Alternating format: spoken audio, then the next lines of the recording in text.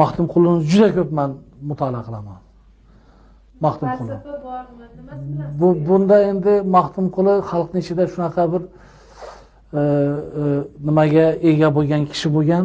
Qo'shiq qilishga yuragingiz jiz etadigan qanaqa kitoblaringiz bor? Navoiyni juda ko'p mutolaa qilaman. Ayniqsa Navoiyni mana lug'atlari bor. Lug'atlari. Masalan, Navoiyni tushunish uchun uni shu lug'atlari, mana shu lug'atlarini birma-bir o'rganib chiqish kerak, birma-bir shu ma'nosini, so'zning ma'nosiga nima qilish kerak-da, e'tibor berish kerak. Shundagina Navoiyni tushunasiz. Bo'lmasa Navoiy juda murakkab. Navoiyni tushunish juda qiyin. Maxtumquli ochib yozgan. Bir fikrni masalan haligi parda orqasida deydi bizada, sharqda parda orqasida qo'yib, hali bir ma'noni tushuntiradi, o'zingni aqling bilan ilqab olishing kerak. Boburda ham, Oyaqida ham, Navoiyda ham shu uslub bo'lgan.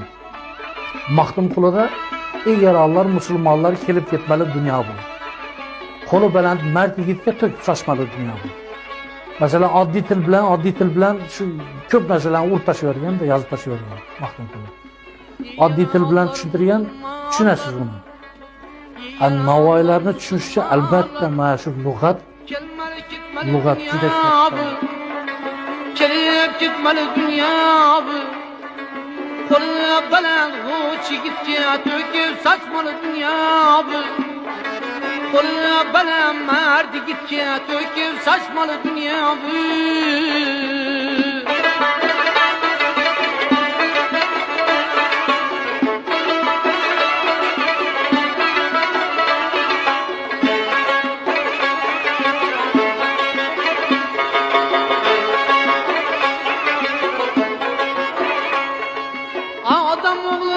Kirersen, bu dünyanı gamın yersen.